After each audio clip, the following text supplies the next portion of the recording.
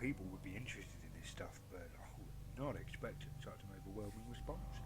Alright, so first off, I looked through some files at work yesterday, and I found plenty of papers signed by GM1 Roberts or Lieutenant Burke, and some signed by GM3 Fredericks. There were also some memoranda and range score sheets, stuff mentioning them. So I know they were real people, and I know they worked in my shop. I asked my GM1 about them, and he says he'd met GM1 Roberts, but Fredrickson had already left by the time he reported here.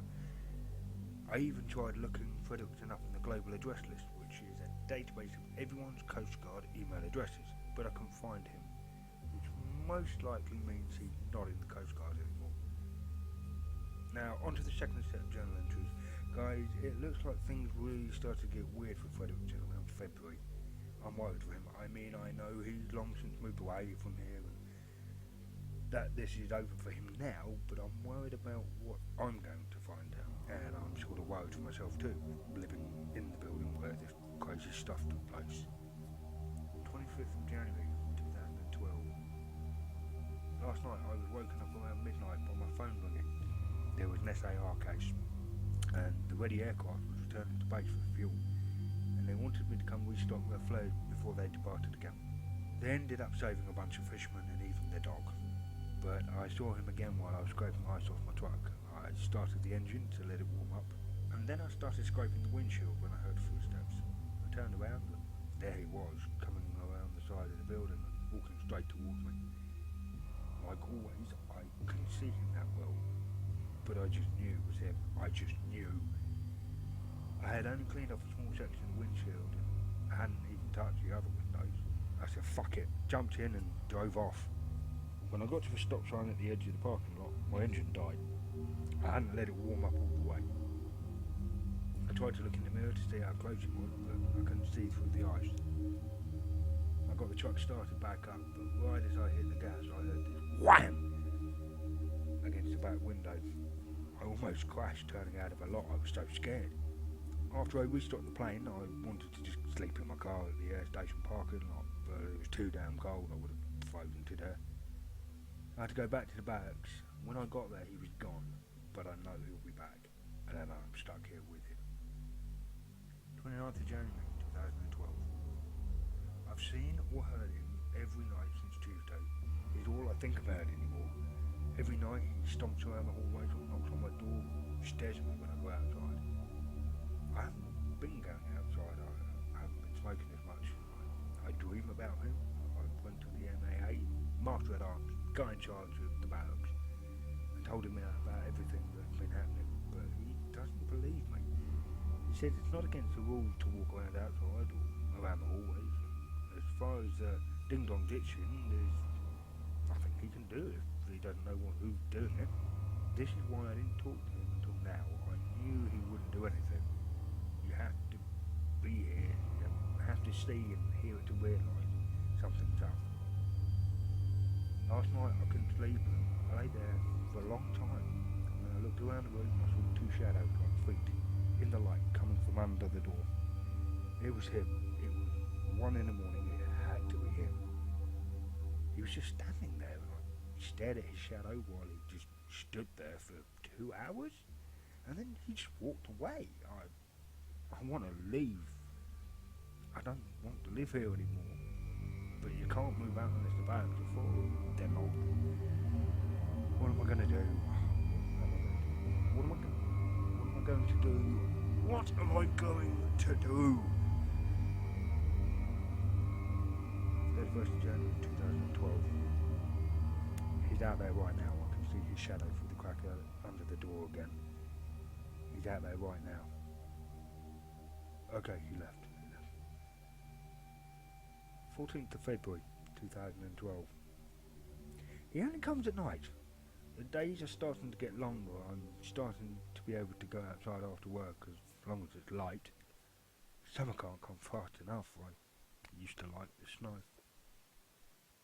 18th of February 2012. I heard a sound in the bathroom. No door opening, no water running, just a soft sound like a footstep.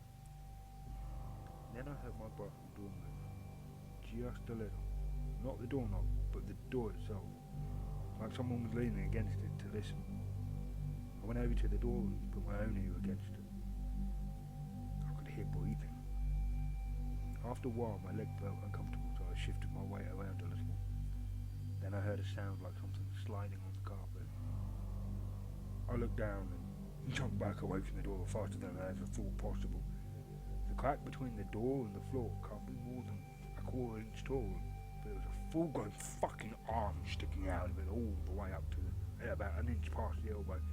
It was a disgusting, mottled, bluish grey or greyish blue. It had all these whitish warts and pimples or something. No hairs, 5 fingers with filthy dark nails. It was just like groping around, feeling around. Like when you do when you drop something under a desk.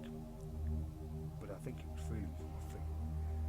I was so terrified I couldn't even scream. My first instinct was to stomp on it as hard as I could. But I stopped myself. I just knew the second my bare foot touched that dirty squishy arm, he would grab my leg and yank me into the bathroom through that crack under the door, and that'd be it for me. So I just watched it, pressed back against the armoire, sweating.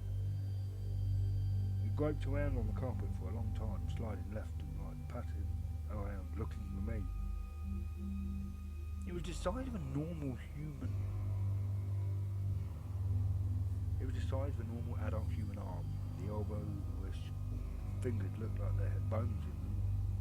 But right at the point where it stuck out from under the door, it was like pinched or squished or like kicked in order to fit through. After a while, I guessed it decided it wasn't going to reach me, because it flipped over, palm facing up, and started to reach upwards towards the doorknob. It couldn't reach, but it tried, squeezing a few more inches of his arm through the narrow crack. Finally, I came to my senses and grabbed the broom. I smashed the end of it against the bony wrist as hard as I could, but the arm didn't even flinch. So I hit it again. After 2 or 3 hits, the hand turned and slapped the broomstick away, and then went back to reaching for the doorknob.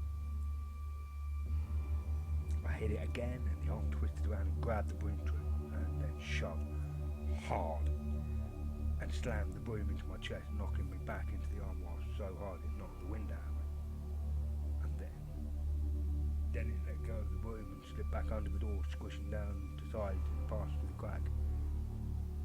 I now know that I am well and truly fucked. 20th of February 2012.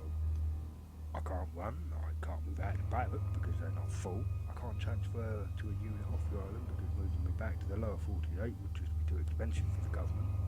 I can't just abandon my post and run away because you wouldn't have to find me and the US Marshals would track me down for it. I'm trapped, stuck. 25th of February 2012. It won't quit, it stops around, it waits at my door. Yesterday morning I found the words "I see you" written in the snow on my truck, and when I turned around it was watching me from over by the shed. I realised it's had dozens of opportunities to get me, when I go out to my truck, every evening when I take a shower, every time I go upstairs to the kitchen, it can catch me and kill me whenever it wants. It's just fucking with me, and there's nothing I can do about it. I can't even keep a gun in my room because weapons aren't allowed in the barracks. I'm totally at its mercy. But no, 29th of February 2012. I finally got a good look at it. I wish I hadn't. I wish I'd never joined the Coast Guard. I wish I still lived at home with my mum and worked at Best Buy. My biggest problem was saving up enough money to go on a road trip with my friends. I was watching a movie and it knocked on the window. I knew it was it, the thing, because it's the only thing that comes to visit me. I ignored it at first, but it knocked again, and again, and again, until it was just...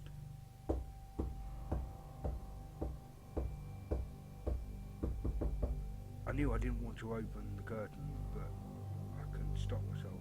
I expected it to be gone when I didn't open it. That's the way it goes. It makes noise and it runs off. But it was there.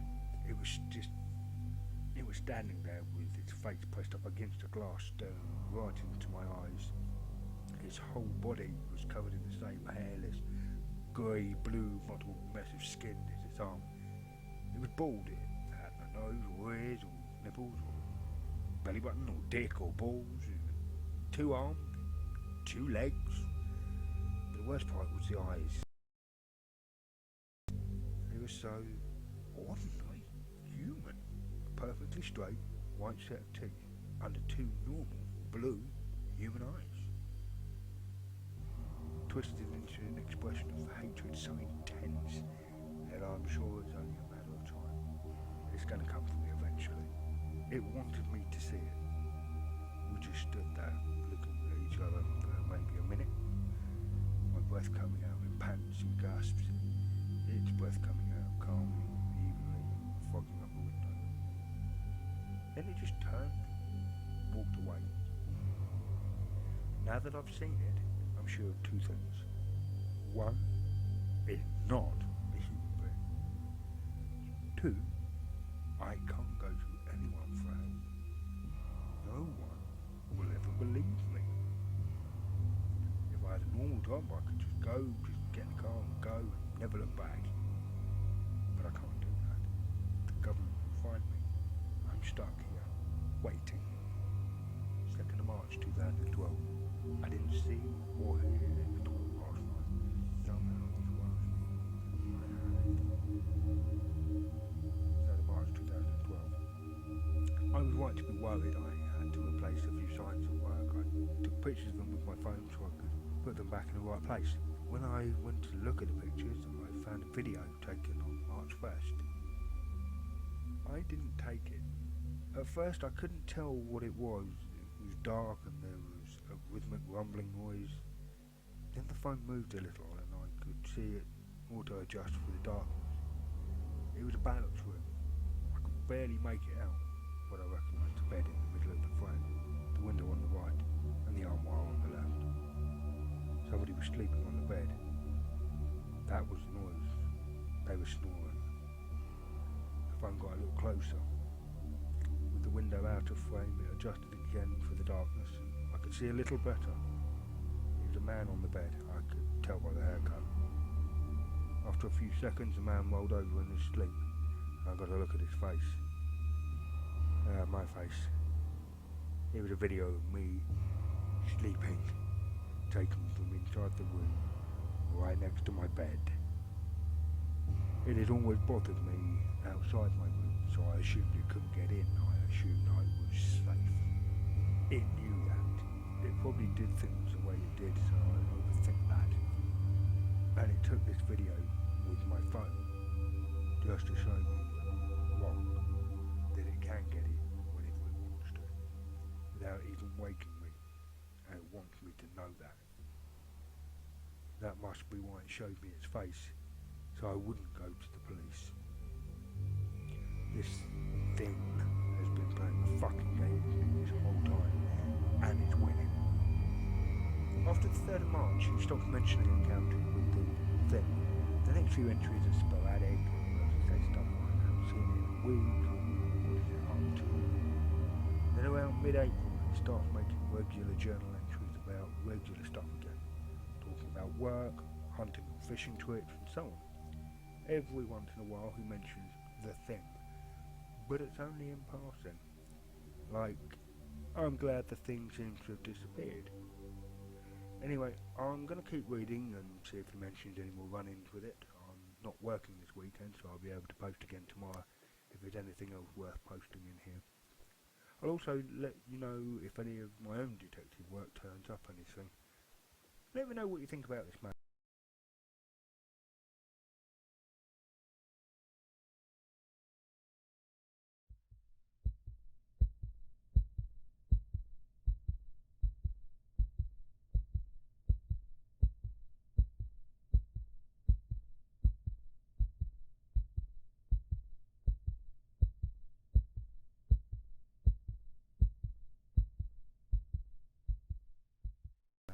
Monster or whatever. Never heard of anything like this before.